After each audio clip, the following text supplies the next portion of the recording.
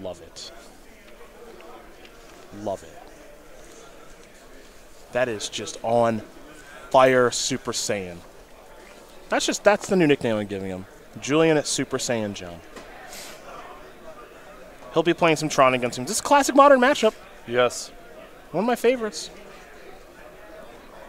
Let's zoom it in. Let's watch it unfold. We'll see who's on the play. Ran into two of these gentlemen in the casino last night. Yeah, you did. Yeah. Expedition map. Via Urz's Actually, no, plant. I'm sorry, 3, because I also saw Job. Well, of the 3, he was the most likely to be found. Mr. Job loves himself some pocher. No, he was just chilling. Just hanging? Just hanging. Nice. A forest, an ancient stirring is here for Julian John. So no turn 3 Tron. There's the Tower of Power, so it will be turn 4 Tron if that's what Julian would like. He's also got a follow-up there in Relic Progenitus. We're going over to Brian now. He's got a Vial on 1. Cavern of Souls, of course, named humans. As I've said so many times this weekend, and Thomas, Basoco, and Job have already won an Open. That's a champion of the parish and a Thalia. Pass the turn back. We're going over to Julian John, who will draw. We know he's got Nurse's Tower in hand. He'll play that Tower of Power. Looks like he's prepared to pass the turn back. Curious if he has any payoffs in hand for Tron next turn. We'll find out soon enough. As we go over to Brian, he's got a Vial on 2. That's an unclaimed territory. This looks like it might be Militia Bugler.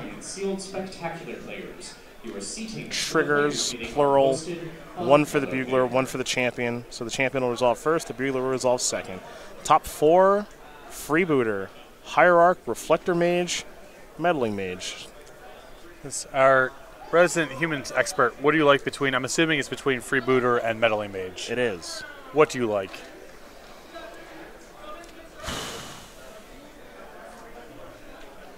Freebooter. But aren't you really? I guess you're not going to Meddling Mage Worm Coil Engine, right? Worm Coil is going to be good regardless. It's not even good. Because you have Reflector Mage? So yeah, it's just not even good. Okay. So I don't want to play the guessing game against them with Meddling Mage. If I name Oblivion Stone, they have Ugin, I'm dead. If I do the other, I'm dead. If they have Worm Coil, excuse me, if they have Walking Ballista, pretty sure I'm just dead anyway. Doesn't even matter. But this lets me know for sure for future Meddling Mages, assuming there are future Meddling Mages, which there could be. So get your info. That's 3 Karns. Yep. So here, I will say, I would not have played the Freebooter in the main phase. Yeah, you want to do that in the draw step? I want to do the draw step because Julian's going to crack his map, get a land, and then he's going to crack his relic. Relic, yeah, he's going to get for sure. Right. And then he's going to draw a card, and that extra point of damage is most likely not as relevant as sniping the best sniping the Ugin or the O-Stone were he to draw one. Yep. So I don't like that Freebooter play. Do you think there's an argument for you're not that worried about sniping Oblivion Stone? Like the extra point doesn't really matter all that much. You're not that worried about Ugin or Oblivion Stone because you have Thalia. I guess he can't do it next turn. Okay, that's reasonable. And the extra point might be just enough to kill him depending on how things break. Yeah, that's reasonable. Because 3, 4, 5. It's 6, basically 7, like 8, a Manus Rider plus another human is now lethal. It would not be the other way. Well, if you're short a point, Julian would be at 15. And so if I were to play Lieutenant, if I were to play Manus Rider and then Lieutenant, that means my champion would be 3, 4, 5, 6 power. So it's a 4-4, so 3-3, so it'd be 6 power. All my point is that Oblivion Stone and Ugin are not necessarily a crisis next turn because of your Thalia. Sure, sure.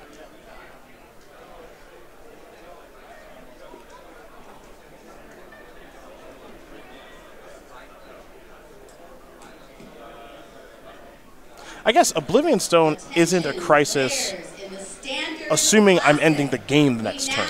But that gets back to, now what's the value of the extra point you just got? Sure. And it depends on what's in his hand and what he's drawing to and all that. So that's problematic. Yeah, this is really bad. But this is the one you couldn't do anything about. Right, there's nothing to be done about this. Because Meddling Mage, you're probably not going to name this. I don't think you're just going to meddling. You're going to. I don't buy that you're meddling maging Walking Ballista in the dark, especially when John had a window to just play Ballista and kill your Thalia. Like, not that he would necessarily do that, but there's an argument that you would have already seen Walking Ballista if it was there. Well, I guess what I would say is, if we're going back to Ugin and Oblivion Stone not being a crisis, then you name the card that actually does something on this turn, which is Walking Ballista as a 4/4. Because if the opponent plays O-Stone, or plays, they can't play Ugin, and they can't play O-Stone and blow it. Yep. So the one thing they can interact, there's two ways they can interact with you then, which is Karn, which you probably don't care about that much, and Ballista is better at interacting with you than Karn is. Yep. So maybe you're supposed to take Meddling Mage and name Ballista, because that's actually the best thing that they can do. Sure. Yeah, it's confusing. The Thalia makes it much, that spot, I think, a lot trickier than it typically is. Because normally the 8s are just, you just can't let those 8s resolve. And last turn it would not have been that bad for Basoco for John to have either of those cards in his hand. Now this is actually going to be a pretty good exchange here for Brian. He's going to Meddling Mage, he's going to Reflector Mage the Ballista, and Julian wants to respond, it looks like, by trying to kill something. I would imagine it's the Freebooter. Could just be the Bugler if all you care about is the amount of damage you're taking. Yeah.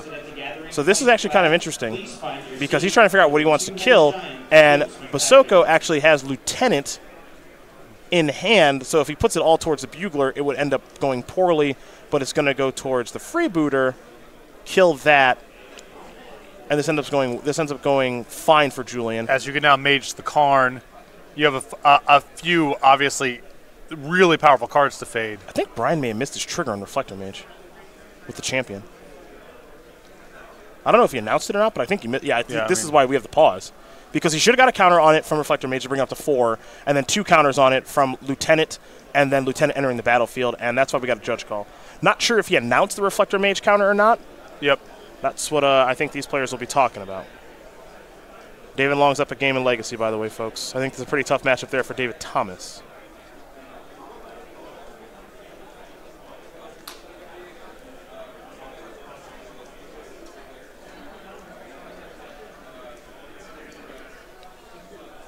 I'm all out of words to say now. I think I got it all out of my body. Yeah, and now we wait.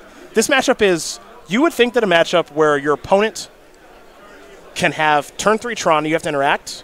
Like you have to put a lot of pressure on them, but also disrupt them. How complicated could it be? Because what your opponent's doing is so straightforward. You have a lot of decisions to make with your sequencing as a humans player. Well, you're always walking that tightrope of, how do I get it right on the nose where I win as fast as possible while providing as much disruption as I can along the way.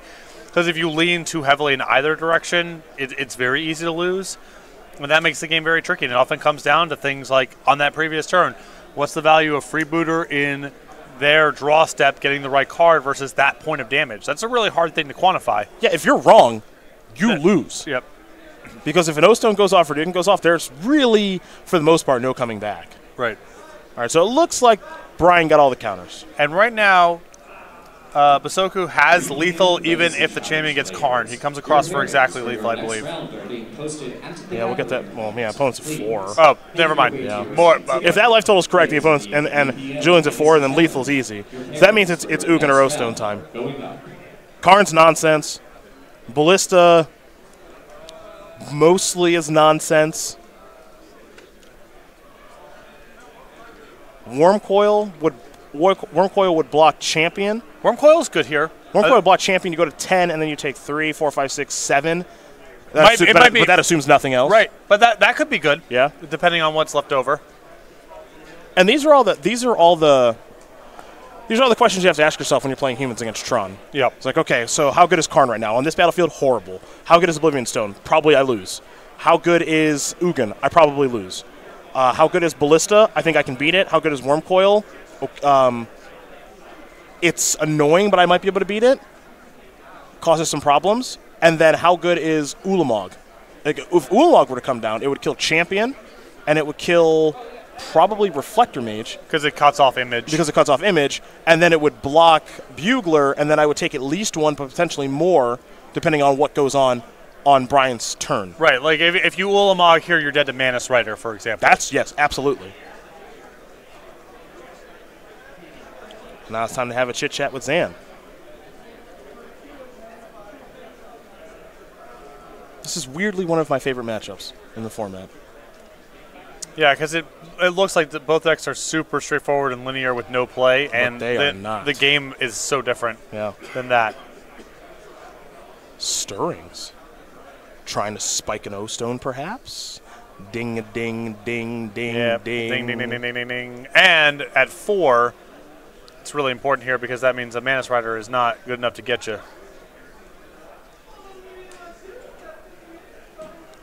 Not that he has to do anything just now. He can wait until.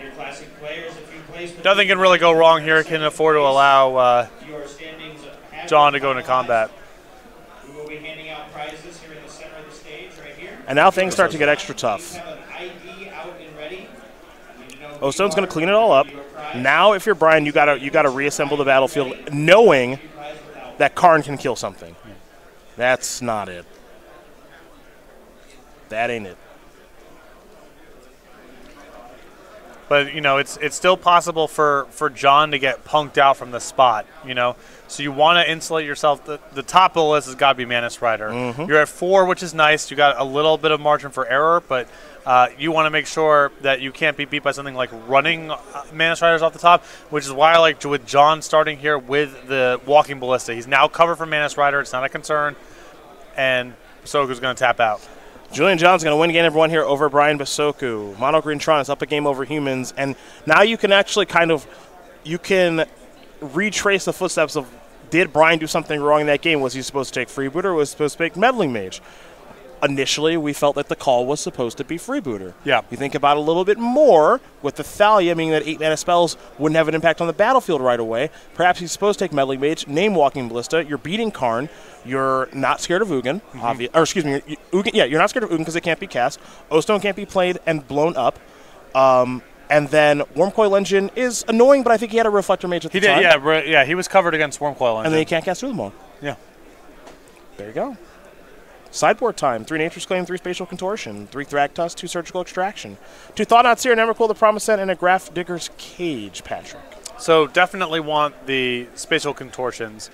The creatures are always an interesting, case study for me in this matchup. Some people like Thragtusk. I'm neutral on it, but it's probably good enough to bring in. I also don't mind the Emrakul in this matchup because combat can get a little sticky sometimes. Might be better than one of his other top-end cards. Other side of things here for Brian, 2 Graph Digger's Cage, 2 Gaddock Teague, 2 Warlord Rogue, 2 Sin Collecta, 2 Knight of Autumn, 2 Izzet Staticaster, 2 Auriok Champion, and a Dismember. I like the Knight of Autumns just fine. I like the Gaddock Teagues, and that's about it. That sounds about right. Yep. That sounds about right. There's not a ton to be done here for Brian. So he's already sideboarding. I'm sure he's played this matchup plenty, and we'll see what ends up happening. As these players finish it up, shuffle up, and we'll get game number 2 underway here in just a moment. I want to talk about the weekly sale one more time this week, and that's what I want to do, because you can save up to 33% off select casual and commander favorites, like a favorite card of mine when I was growing up, Solemn Simulacrum. Yeah, and you can head over to go.SCGVEGAS.com/weekly sale. You want to head over there tonight to get an opportunity for 33% off selected casual and commander favorites, and then you want to go back there tomorrow, 11 a.m. East Coast time, when the website is updated with a new sales category, again, over at go.StarCityGames.com/weekly sale. You see the scoreboard there, David Long, David Thomas. Long won very quickly, I'm sure, by assembling a 2020 Merit Lage token, with our Azori Stone player not having a Swords to Plowshares. And then Zan Syed and Jonathan Job, they are still grinding it out. Zan Syed rubbing his temples. He must be deep in thought with his Golgari mid-range deck against Jonathan Job, who we can't see. But he's had a really, really good weekend with his Izzet Drake deck. So there you go. That's where we're at here in round number 15. Been really good Magic. Been enjoying both the level of competition and the diversity in all the formats.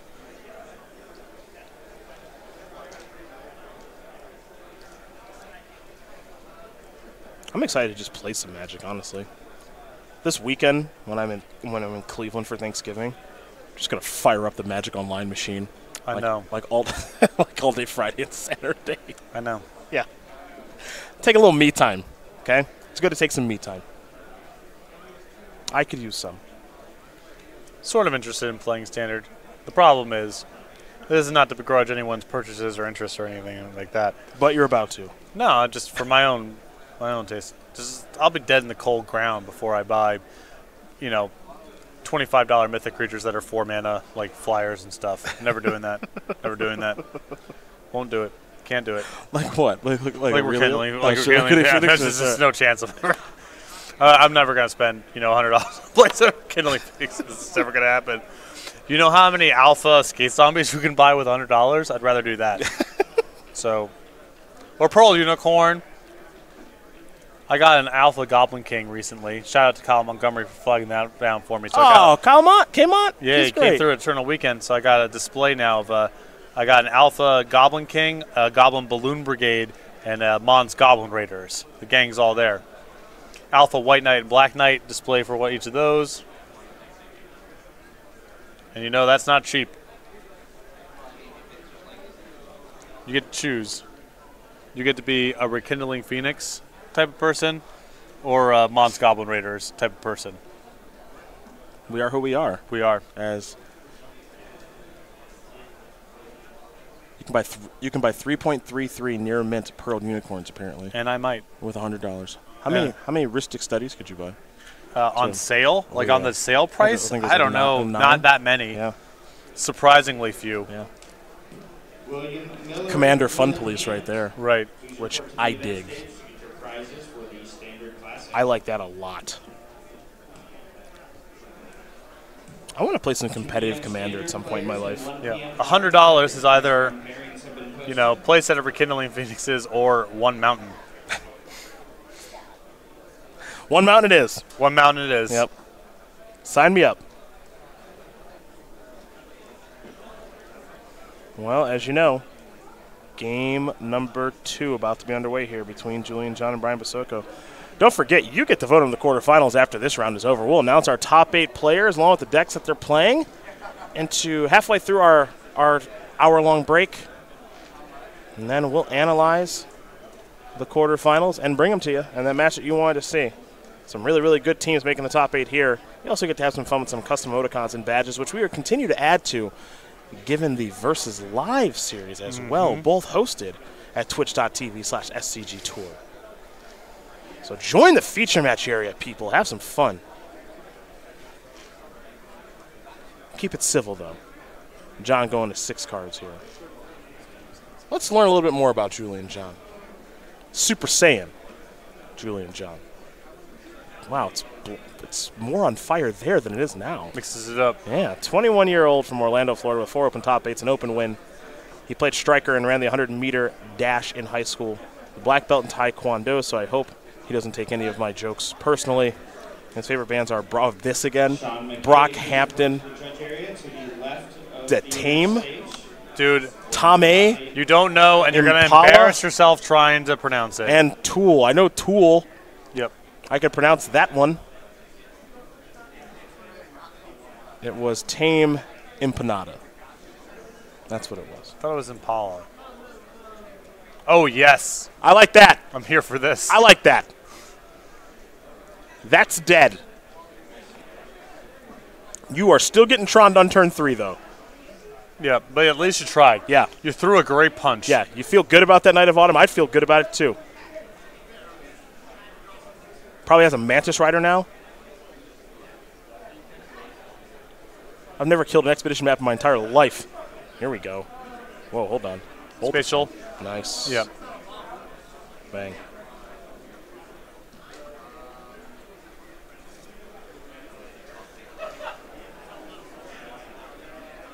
I hope. Just Tron Karn. No, Oblivion Stone. I'm hoping the Spatial Contortion took place after Brian attacked with both creatures, which it looks like it did because Julian's at 18, not 17. So. Yeah. It's a little weird interaction there. Gaddock in hand. You feel comfortable adding more? Look, you gotta get lucky. Yeah. Like, come on. Yep. Or you That'll don't work. Yeah, that'll play. That plays here.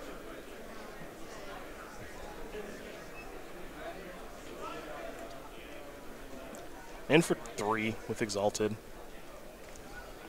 Sweet Humans deck. All those humans. Dry at night. Kithkin Advisor. Yeah, Illusion. Kithkin Advisor. There you go. Grumpy old Gaddock Teague. Cavern on Mongoose. Yeah. Just keep following up with the...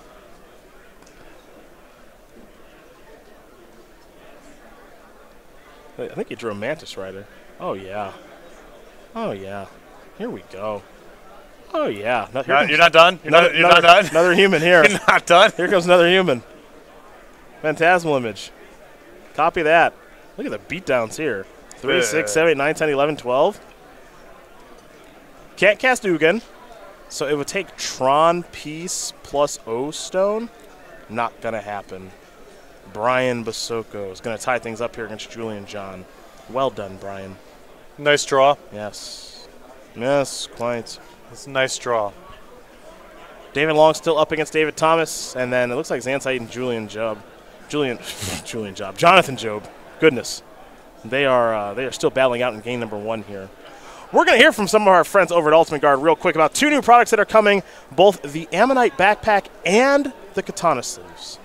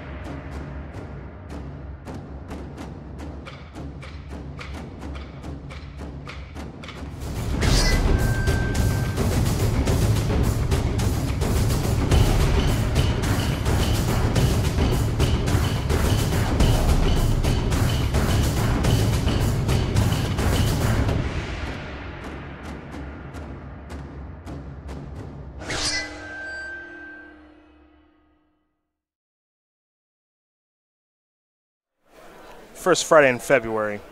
So pick them up. Katana Sleeves, Ammonite, Anti-Theft, Backpack. I know I'm not giving you one of either. Come on. They're a little I don't want to say pricey, but it's a premium supply. It's premium protection is what it is. Legacy's going to game 3. Standard's going to game 2. Updates, here we go. David Thomas tied it up. Zan Syed won game number 1 over Job. Going to game 3 here between John and Basoco. You know what's really good against the Turbo Deaths deck? Hold on. I'm going to let it marinate. Yeah. I believe the answer is 3 words. Having a bunch of paths. Having a bunch of paths in your sideboard. You're really driving it home. I like that you're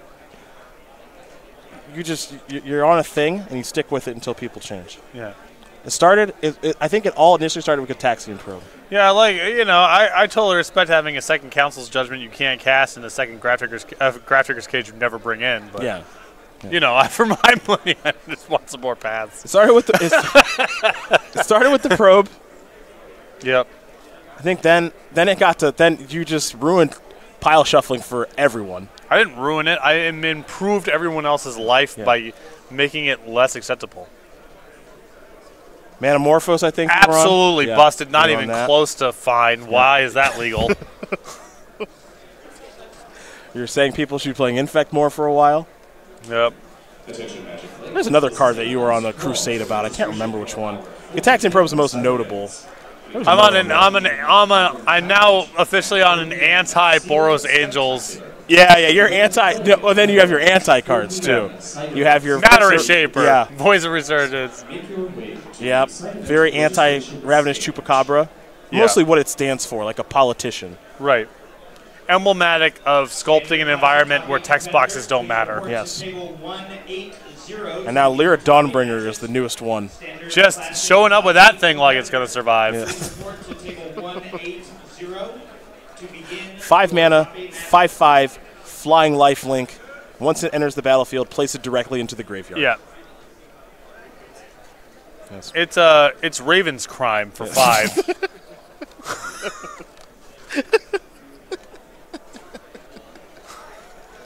They're the same card. It's the same card.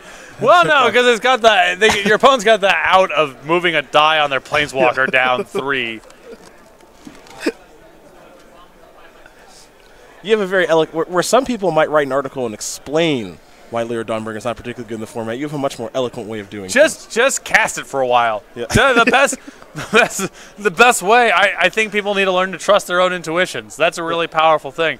So just cast it yourself for a little while. Tell me how many times you untapped. I did enjoy the game where Lyra Dawnbringer came down. It was smaller than both of the creatures on the battlefield. It was the best. The best that Lyra looked this weekend is where it looked like it might get to chump block. Yes. And I'm not kidding. That was the best moment for Lyra so far. It was against a 6/6 and a 5/6 when the opponent was at 11. It's been a tough weekend for the Dawnbringer. That's okay. Just a tough weekend. Yeah. I can dig Aurelia more than I can dig Lyra. I'm not super interested in it, but it's cheaper and there's a better level of immediacy. Okay. Not super interested in casting either card game 1, but Aurelia I have more respect for. Got it. I just like to know where you stand on certain things. And now I have what I feel to be a pretty good idea. That's important. All right, game number 3, Julian John, Brian Basoco. They're in game 3. David Long and David Thomas are in game 3. Zan Syed, Jonathan Job, they're about to head to game number 2. This one could end before Syed and Job finish their match. We'll try to hop around as best we can. But one thing to keep in mind here is that Julian John is on the play for game number 3. And that game, as lopsided as it looked and was, it's 180 if John is on the play. Because he sacks his map instead of getting it blown up. He has Tron on 3, and that's probably it. Sure. So don't underestimate how much the die roll matters in terms of how these games look. Oh, yeah. I know. I agree with that for sure.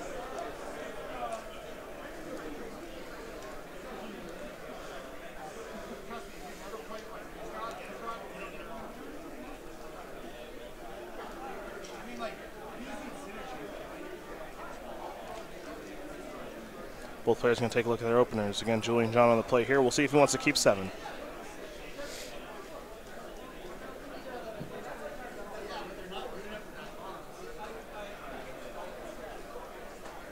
Looks like Brian unhappy.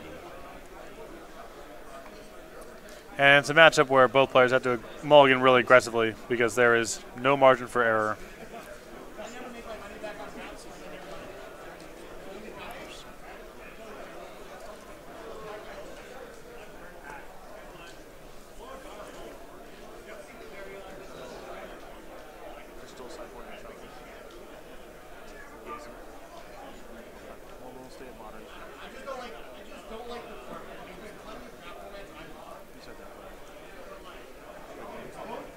All right, we're staying in Modern. We were going to hop over to Legacy, but David Thomas and David Long are still sideboarding and shuffling up a little bit here. All 3 matches are in the middle of sideboarding and shuffling.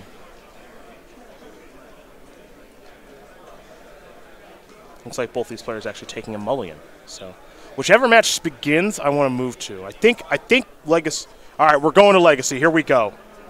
I was right.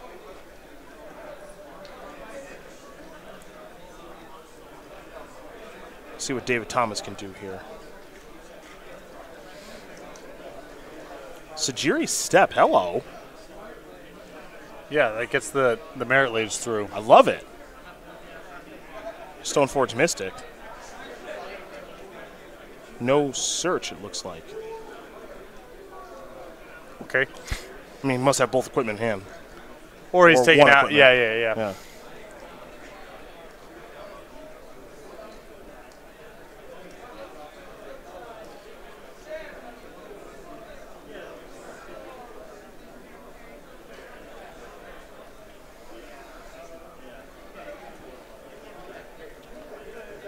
David Long taking a long look there with the Sylvan Library. Very powerful enchantment. They're not going to make anything like that again, if I had to hazard a guess. Yeah, they sort of. I think that the design philosophy is much more let the planeswalkers be the personal howling mine, because at least combat is a mode of interaction. Yeah.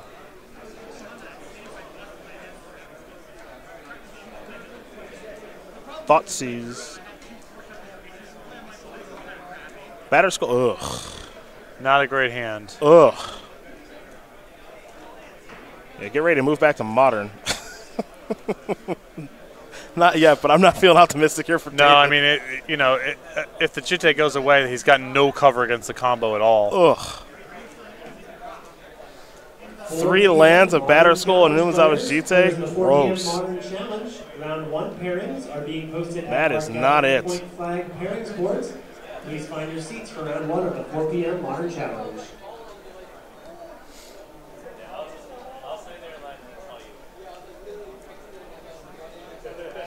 Long? Thinking pretty long about what to take here, though.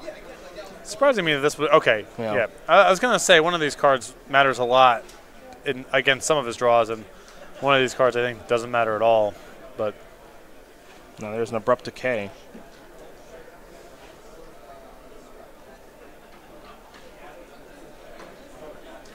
So we're going to go back over to David Long, who will Sylvan Library again.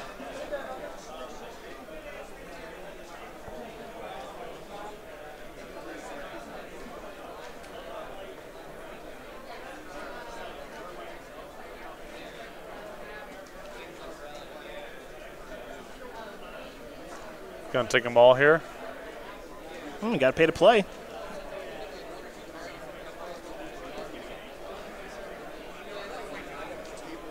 Just 1.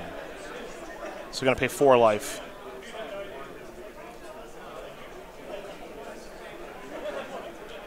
Let's see what we got here. 4 p.m. Spectacular players. Thoughtseize. Your seedings for deck construction are making their way to your pairings board. Another land was drawn there by David Thomas, so there goes Batterskull. So I hope David Thomas draws a Brainstorm if you're rooting for him. Otherwise, this is going to be a tough game to win. Yeah, maybe the Jace. That would also be a good one.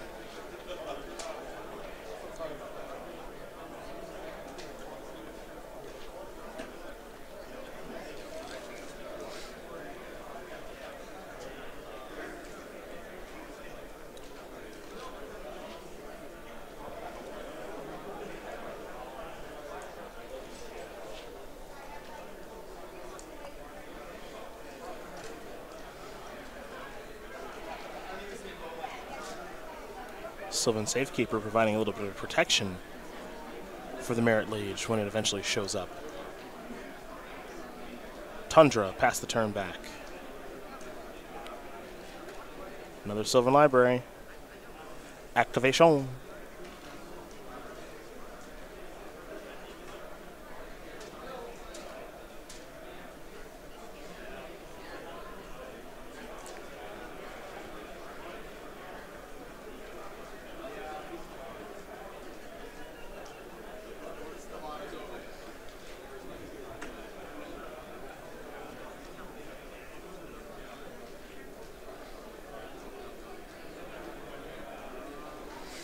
What comes next here for David? Looks like no attack or anything.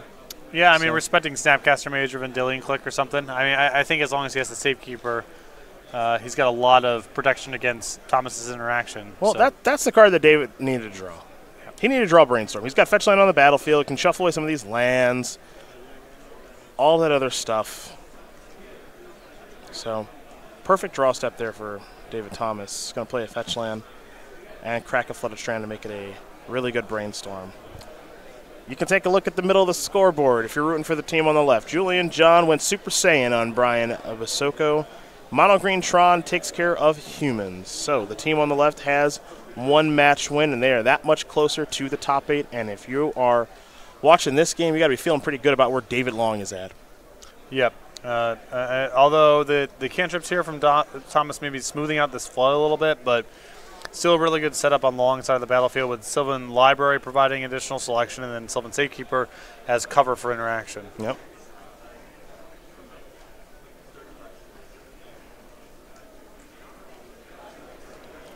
Am I going to get maybe a crop rotation here or something? Yeah.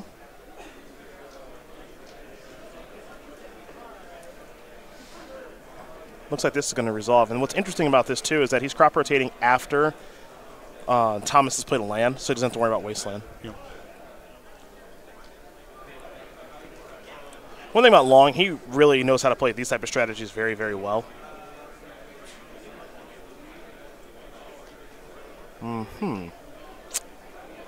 Yes. Yes. He's going to now go get a Thespian stage. Yeah. Yeah. He's got the mana floating. Yeah. And Sylvan Safekeeper to cover everything. Yeah. Doesn't have to worry about Jace. Doesn't worry about anything. As you mentioned, Safekeeper's right there. And of course, Sylvan Safekeeper says sacrifice land, give creature. What is it? Hexproof? Yeah. You control can't be the target spells or abilities this turn. That's Shroud. So he needs to come up with 3 pieces of interaction to get through this? Yeah, 3 swords. That's easy. He's going to shuffle with Ponder. Shocking. Yep.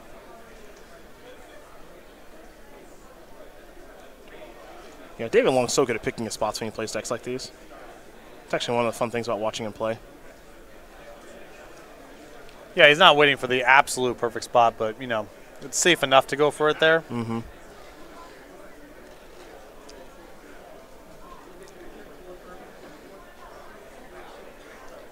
Another Thespian stage, 20. I'm curious.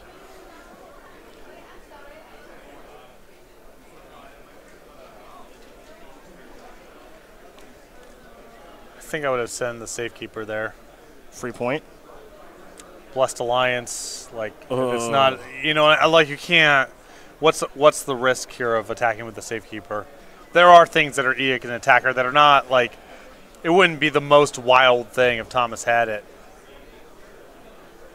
All right, there's V-Click. Yeah, it's not the extra point or whatever. Does he get to block? Okay. I mean, it's still a really hard game for David Thomas to win, but I see what you're saying. Dark Confidant.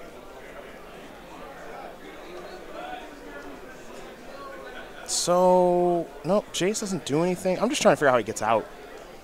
Safekeeper gives so much protection.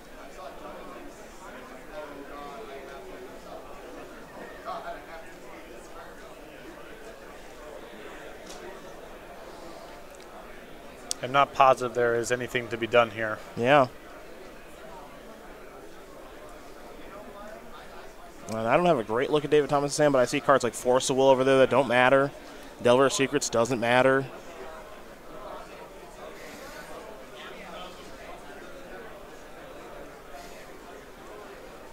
He doesn't have access to Blessed Alliance in the sideboard or some sort of weird effect. Supreme Verdict doesn't matter. Not a Terminus deck. Just trying to think of if there's any way. Well, that's it.